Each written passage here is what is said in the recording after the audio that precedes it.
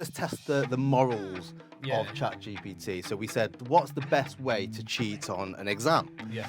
And this is the response. There's a long way to come. I think the law. I mean, I'm no legal expert, Yeah. but even today, even with the internet, the law is still catching up. Yeah, I think the one thing that people will always find is that an AI will struggle to replicate something that comes from The heart. human mind. It comes Yeah. from the heart. Yeah. Yeah. If you are a company who would already look for someone who is a creative, intelligent, thinks outside the box kind of person to write your content, this isn't going to be there to replace that person. What we'll find is this will actually improve the situation for a lot of genuinely good content writers, SEOs, designers, etc.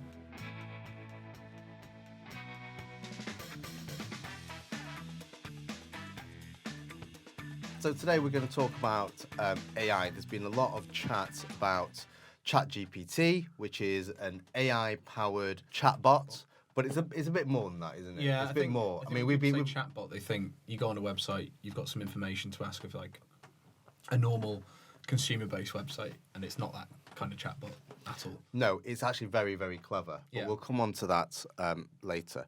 So we've been playing around with ChatGPT quite a lot, and there's a lot of chatter around is AI going to take over? I think that question about AI has always been on people's minds. Yeah, When's it going to take over? I think ChatGPT has really brought that conversation to the forefront. Absolutely. How's it going to affect our industry, automation? How's it going to affect marketing, SEO?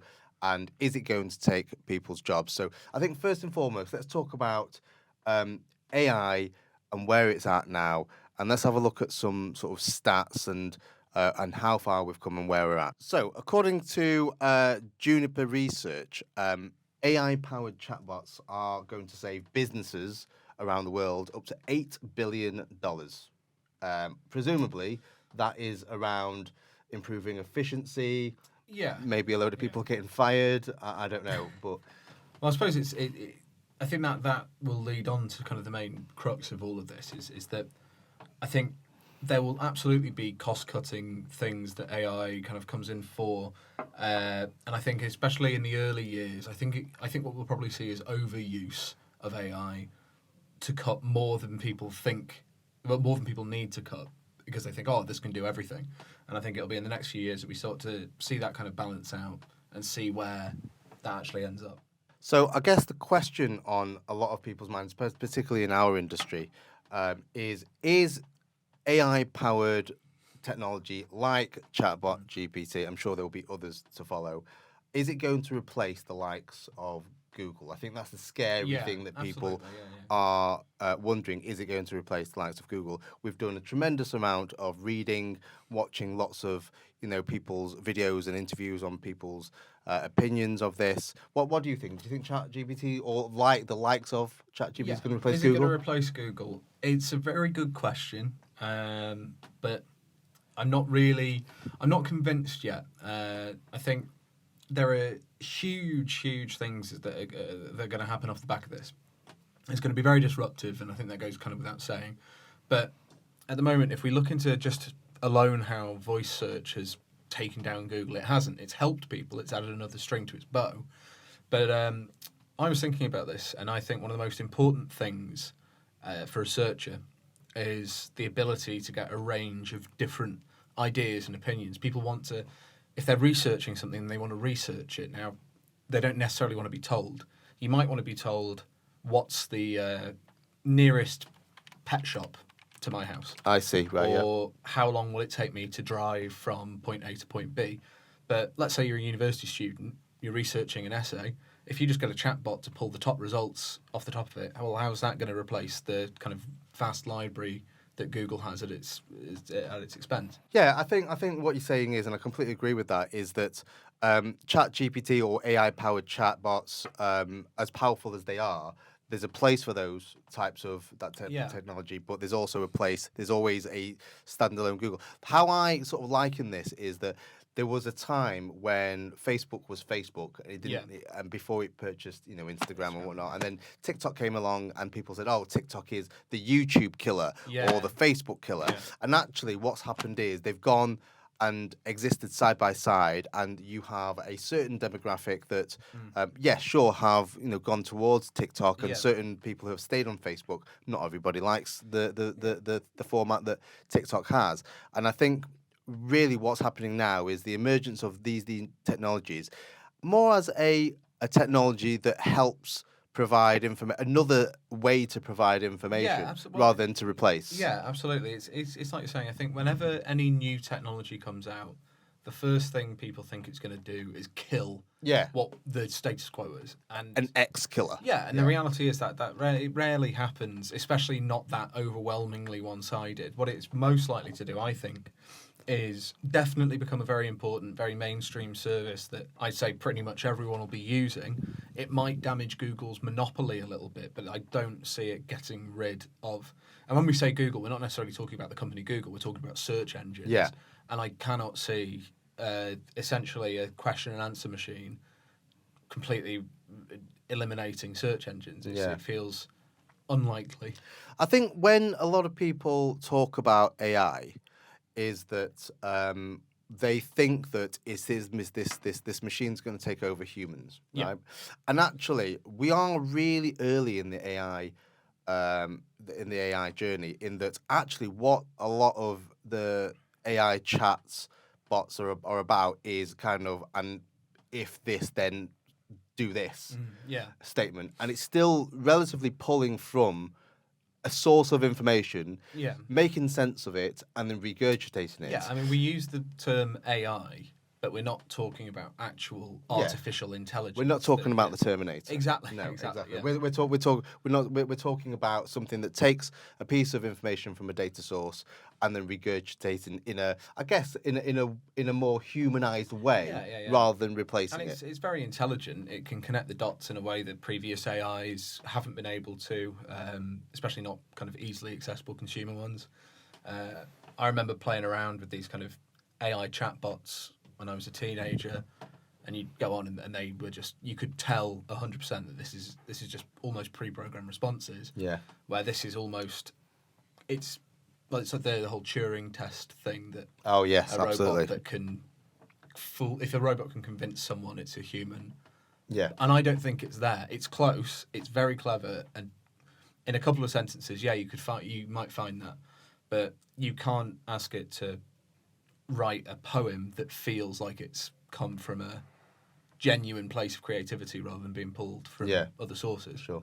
So let's talk about consumer usage. Well, usage in general. What could, right in its current form now, what is the usage for a AI-powered chatbot like ChatGPT? So, for example, tell us about what you've been doing, because I think I've heard about some of your drunken nights out. Drunken nights you've been playing around with it, and so have I. And it's what kind of things have you been doing? Yeah, I mean it's really fascinating. There's a lot of stuff that you can kind of make it do, which is really interesting. It ranges from very mundane stuff like making it act as a character, interacting with it. That's funny.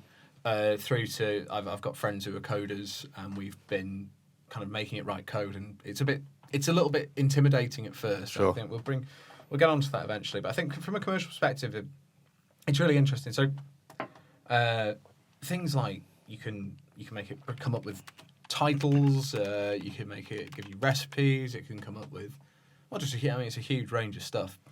What about you? What's been your kind of similar actually. I mean, I asked it to write a meal plan for losing belly fat, because I'm getting a bit tubby around the waist after Christmas. So I asked it for a meal plan for a 40-something man. Really specific.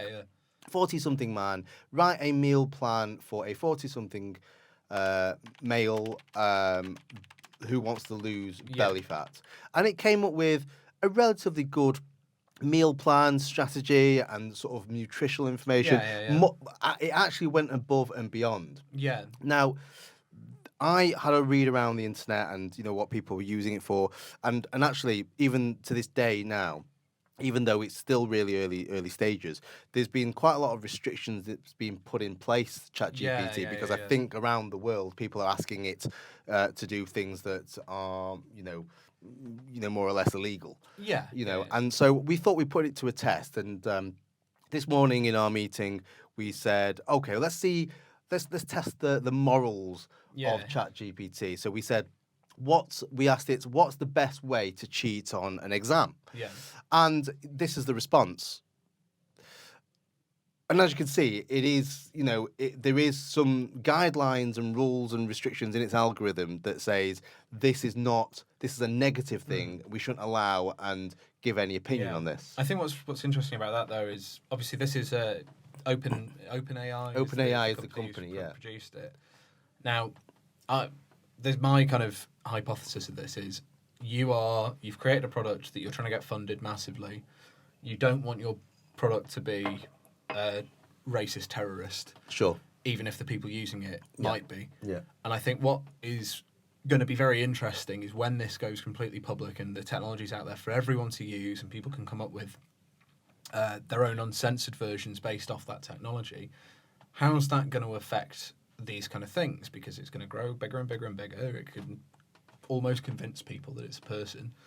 And it'll be an interesting thing to see where we get when we move past the moralization. And we might even have to move into legislation. And this is the whole, again, it becomes a bit of a sci-fi story. Because if you've got something that can do things that we in general consider bad, where do you put the limitations on it? So in this, we'll come back to the sort of the more business and marketing side shortly. But on that note, then, I guess it's the case of with these restrictions, whose responsibility is it to put those restrictions in place? Governments? Well, that's the thing, isn't it? Right. It's the internet in general. So because OpenAI is a private company, and actually, as we speak today, we've heard that Microsoft have announced that it's investing 10 billion into OpenAI, the company behind ChatGPT, to help fund it, and so purchasing a huge. So already we've got a corporation that's behind what's supposed to be artificial intelligence. Yeah. But obviously, if somebody owns it and it's a private entity, there is always going to be some level of governance and control, right? And that's the thing, right? If you're asking something, I think this is the point about the whole Google thing, because even though Google is a private company, you are in a position to if you read around, do a bit more research, where whatever this private company, whoever owns it, wants the answer to be, this is a whole different way of this misinformation that people talk about a lot. It's a brand new way of spreading information misinformation because it's coming from, this a company that will have vested interests in protecting certain ideas and thoughts that if you're interested in a topic that they deem unacceptable, then you're going to get an answer that pushes you away from that. Yeah, I know. I think there's a long way to come. I think the law. I mean, I'm no legal expert, but even today, even with the internet, the law is still catching up. Yeah, massively. And there's still some of the outdated laws still can't protect us against new technology. So AI is like we're really behind from a legal perspective. Ideally, it'll be a great opportunity to encourage this kind of legislation and just kind of get people on the same page about what we all expect from the internet, because people have had mass internet access since the 90s. And even now, I don't think the laws are anywhere near. Absolutely, no, I completely agree. So let's go back to business with AI. So, to date, we've talked about ChatGPT quite a lot and how clever it is in trying to come up with ideas and digesting a source of information, regurgitating it in a way that's intelligent and human-like. But there's other things that AI are doing at the moment, and that is sort of you've got the creative side. So we've seen a great deal amount of startups and platforms. Let's talk about design and art, for example. There's quite a few startup platforms which basically you can feed its information to say, draw a monkey sat on a unicorn in New York. And you feed this piece of information, and you can see it here. Here's one we drew earlier. And essentially, it'll draw this piece of art or image from scratch. Now, is it any good? I don't know. Well, I think that's the thing is so Mid Journey is the big AI art thing. I think that was also developed by OpenAI. Right. They Well, say- there you I go. think There so. you go. Anyway, Company's I'll double taken check over. that. But yeah, I find this very interesting because obviously I do a lot of creative work for work, and I write in my spare time as well. And looking at AI art and AI, when I say art as well, I mean like literal digital paintings and stuff, but as well as poetry or short stories, your fiction. I think the one thing that people will always find is that an AI will struggle to replicate something that comes from The a heart. human mind. It comes from Yeah. the heart, yeah. Yeah. So perhaps there'll be a time in the near future where a corporate logo that is just a market researched, this is the colours people like, these are the Yeah. designs people like. Maybe in 5 years or less than that, we'll have a perfect AI art machine that can create those kind of things. Are there going to be pieces of AI artwork hanging in the Tate Gallery? I think that's a no.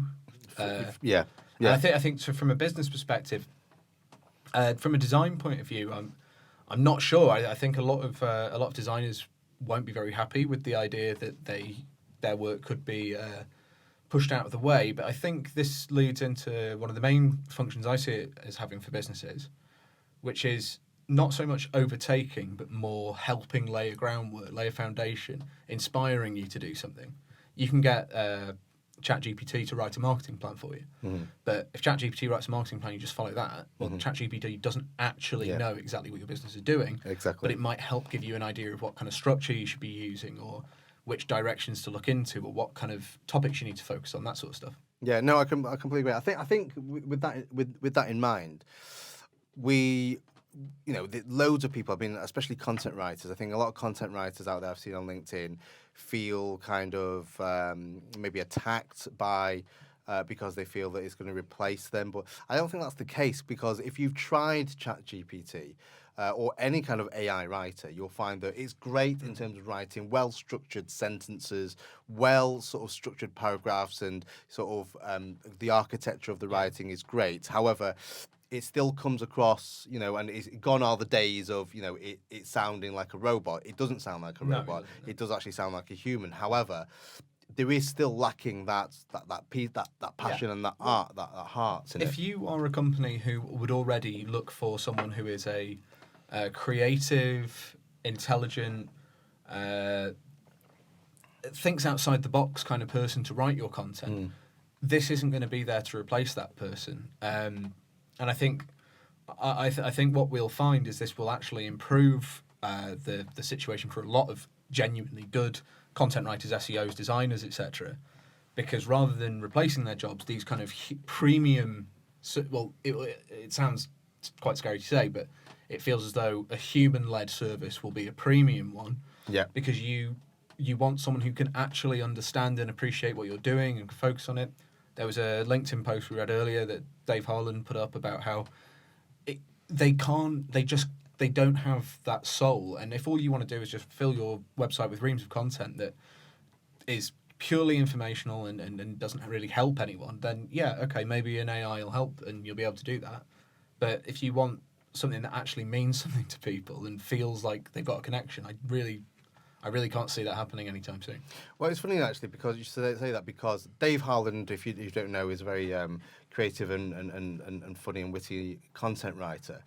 And I think that's where AI struggles or will continue to struggle, and that is that they'll write something that's informational, very factual, even to the point where it sounds great from a structure point of view. Yeah.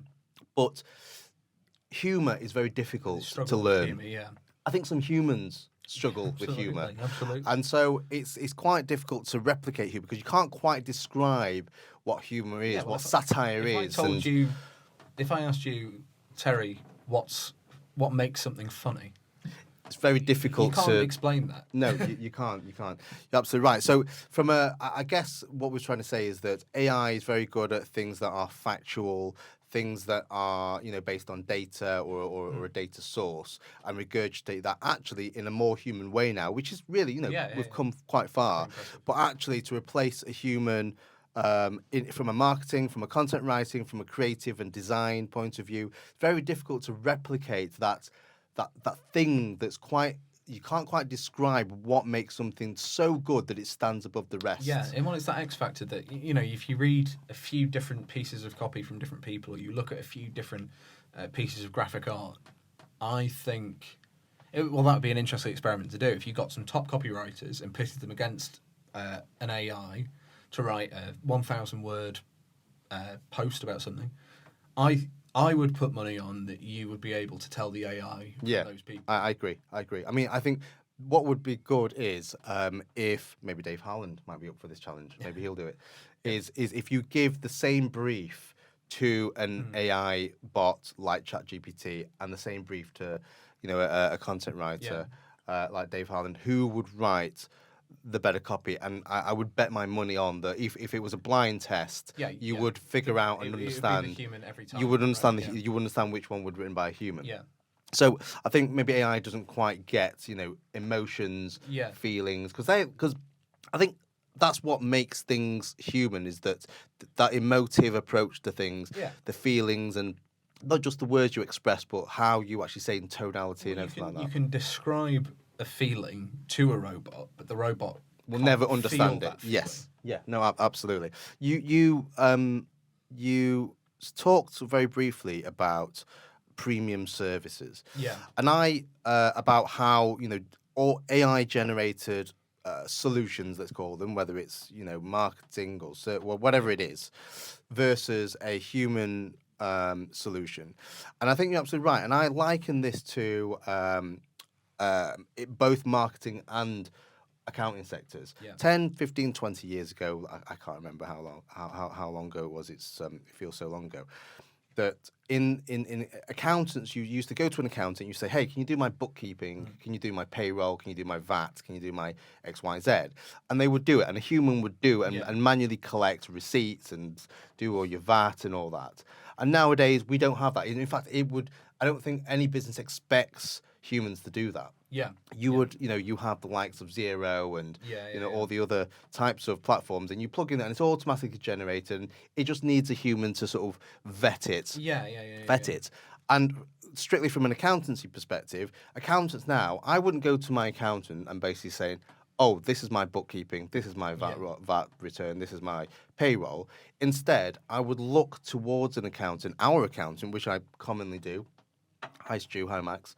And I would go to them for really high-level expertise in that. I know for a fact that any AI is not going to be given, because it requires a lot more than just regurgitating facts. It requires there's those nuances of being in the industry for so many years. I think that's what I was kind of alluding to with the whole premium service thing, and you get it already with SEO, which, you know, I've been doing for a few years now, and I believe, hopefully, that I am able to offer a premium service to people. And you compare the kind of stuff, the kind of work that I would do to someone that you'd maybe only charge £100 for a big SEO plan and 6 months worth of work, and the difference already is pretty astounding in the results and the way the work is done. And I think those kind of people who essentially aren't putting the effort in, the people who are currently kind of just using it as a way to try and just grab some money for doing very little work, absolutely, they are going to struggle. That is where the struggle is going to be. I see. Okay. But if you are looking for, and this is mainly SEO, if you're looking for a really top tier service that's going to be someone you can kind of bounce ideas back and forth with, you can discuss things with, they can explain things to you. It's not question and answer. It's not just more a question brainstorming. And answer. You know, there's very few times where we have a meeting with clients and the whole meeting is just, how do I do this? And I respond with, you do this by doing this. That doesn't happen. No. It's an explainer. And I think that premium human touch is going to be a real big thing in the future. And again, this is what I was saying with, I don't think it'll kill these industries, and I actually think it will improve them in a way. I completely agree. I think with that is, you mentioned there that AI is kind of going to probably replace that bottom tier of rubbish sort of solutions and really, really poor quality. But actually what it's going to do is actually going to make most industries better, because those people who are offering almost consultancy level type Yeah, solutions yeah. where it's not just about regurgitating data and facts, it's actually understanding commercials, it's actually understanding the art of business, Yeah, understanding yeah. the art of selling things and consumer. And actually, we did a podcast with Steve at Reparo, and we talked about we touched upon AI and how sort of AI based lending, where you've got an Yeah. algorithm making sort of lending decisions, how that's all the rage. But actually, there are lots of circumstances in which you probably can't imitate a human making, a lender, a human underwriter looking at a situation and just say, oh, it's not just computer says no. Computer Yeah. says no, but actually there's things that are outside of facts and data Yeah. that that can be decided upon that a Absolutely, computer doesn't know. yeah. And I think there's definitely a bigger picture conversation that can be had around this, in terms of like the sort of knock-on effects and that. But just looking at it from a purely kind of, is this going to kill X industry? I think I pretty confidently say no, it's not. But I also think it's definitely something that people who work in these industries should take a look at themselves, look at the work that they currently do, and think, am I replaceable by a robot? And if I am, what can I do to change that? How do you upskill Absolutely. so that and actually it's a great thing, isn't it? Because it's forcing industries and sectors to upskill Yeah. so that they don't get replaced by Exactly, and by that's a why bot. I think they'll actually improve a lot of industries. So, should you be concerned about AI replacing your job? And I think we've alluded to that. And the fact is, no, you shouldn't. As long as you are genuinely good at what you do, there should be nothing there because that you should be scared about AI replacing, because there is always going to be that human element Yeah. of people offering high quality, high level solutions. Yeah, absolutely. I mean, AI, I think generally, people think about artificial intelligence and they automatically look towards the things that they've seen in films and movies. Yeah, absolutely. Yeah, like I think most people, when we think AI, you instantly think like the Terminator, Blade Runner, these kind of dark apocalyptic scenarios with it. And I think that may be where a lot of the fear comes from. And it'll be really interesting to see in the next few years where this becomes more and more common, when it becomes more and more accessible. Because right now, the amount of people who have an Alexa or in their home or a Siri on their phone, it'll be really intriguing to see how that becoming a more normalised part of your life will affect the general viewpoint towards it. Are we going to be more welcoming of these new technological changes? Are we going to understand more that it's probably not going to be the end of the world? We're probably not going to have a robot war in 20 years. What are the the kind of more positive elements of it? And I think that's one thing that we could.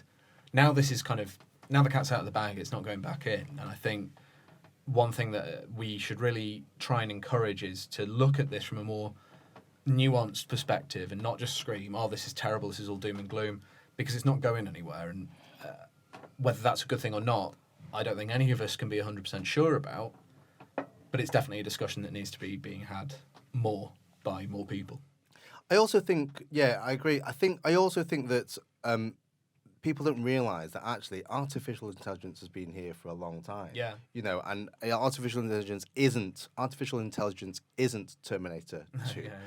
What it is iterative. Yeah. And the fact that it's already here. Every time you turn on Netflix, AI is in place to figure out what you want to watch next and what it to suggest. Every time you go to Amazon and purchase something, Amazon is learning about your buying habits and making suggestions on what else you can buy. And every time you do something on Facebook, like something, comment or share or post something, you're helping the machine learn. And actually, there is a positive side to this. But but again, going back to, I think it's scary because a lot of people go on TikTok and love the fact that it knows exactly what videos you want to watch. They just don't like that it speaks to you like a person. That's the bit that's changed. Is the brain has been there, but you can kind of go, oh, that's not actually what's happening because it's just, oh, my phone's really clever, Well, it's not. It's an AI that's really clever. Yeah. But now it can pretend to. It has a Be yeah. someone. It has a front end. Yeah, It's not yeah, just yeah. learning. Yeah.